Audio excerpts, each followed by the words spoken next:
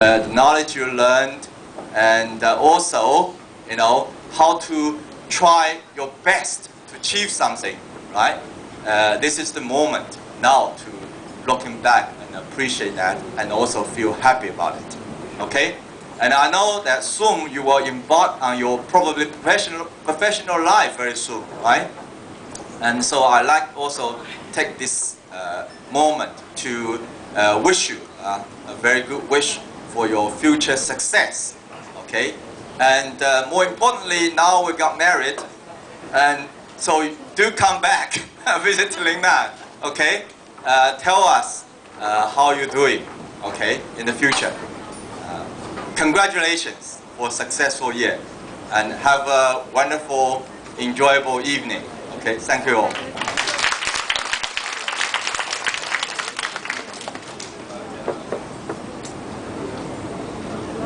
Thank you, Professor Wei, for offering us such precious opportunity to gather here and meet each other. Thank you, Professor Wei.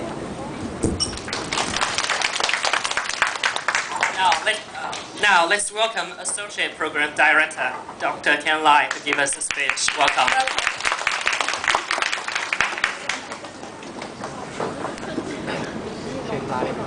So I did not expect to be on the stage. I thought Professor Wei would do all the talking. But anyway, just remember when I graduated in my undergraduate studies, the president of the university at the time, he was Professor Lati Kaur. Now he had to give 3 speeches every year at the graduations, because in the US system there were 3 graduations every year. And he admitted that he always gave the same points. And I want to share with you the 2 points he gave me, and I think if we could do these 2 points, then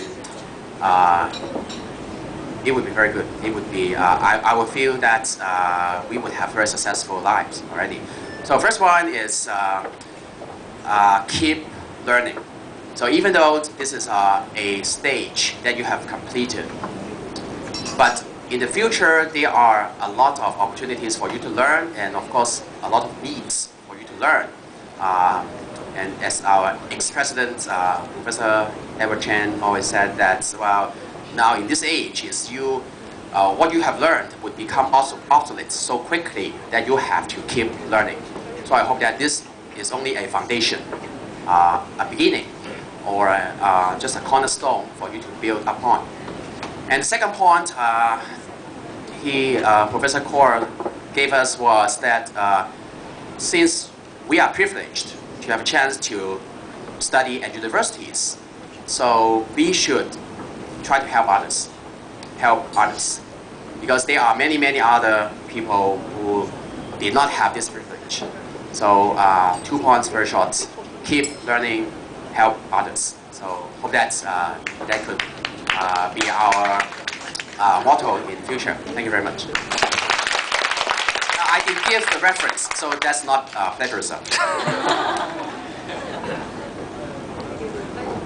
Thank you, Dr. Lai, for your speech. We really enjoy your lecture. Thank you. Now let's warmly welcome Dr. Vaughn to give us a speech. Welcome. Welcome. Dr. Vaughn. Thank you. Let's warmly welcome.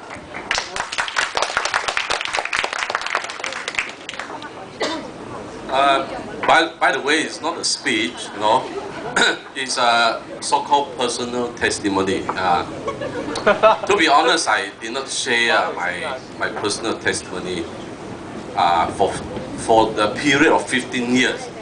I stay in Lingnan University, right? But I told Nicola that can I share a testimony? She said no, no, because maybe it's a little bit religious, By the way, I would like to start with some academic stuff. Normally, people make comparison is usually using 3 so-called scenarios. I mean, the first scenario is you compare 2 groups, all right? the two groups must be big, as we all know in statistics, right? They must have a large sample size. If the two groups are reasonably big, then the other factor can be controlled. I mean, the other way to control is to have a twin. Right? I mean, two individual only, not two big groups. Two individual, so two twins. So that make a very sensible way to compare. And the third way to compare is, of course, to compare yourself. All right, and that's why I compare myself is before I became a Christian. Because before I became a Christian, you know, I was sort of a Taoist, right? And a Taoist worshipping many types of idols.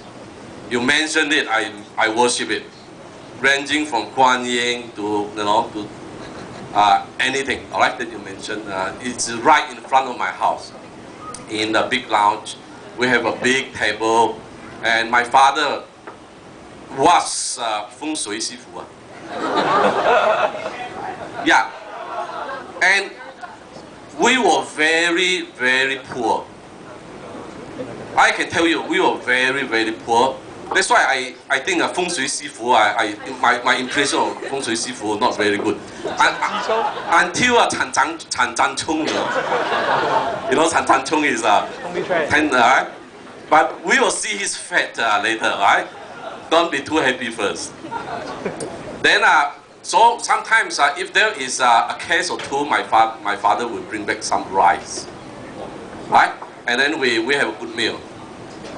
True story. Then sometimes we did not have a good meal because no rice, right? And so we cook porridge, because porridge is good enough to fill up the tummy, right? And then I remember I used to buy vegetable only big times in Malaysia. It's only 2 ringgit for the whole day for a family of 7.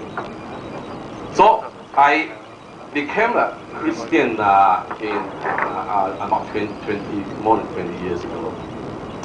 And I want to share with you whether you believe it or not, alright? You believe it or not. God has transformed our life, our whole family. First, as I make the comparison with myself, alright? Because I personally believe that there are good Christians and bad Christians. There are good Buddhists and bad Buddhists, of course, alright? So what I'm saying is, I compare with myself, is after I became a Christian, life becomes more beautiful. I mean, I remember before I compare with myself, alright? Before I became a Christian, I see the animal. For example, I see a tiger. It is a tiger, nothing happened. But after I became a Christian, tiger suddenly comes alive.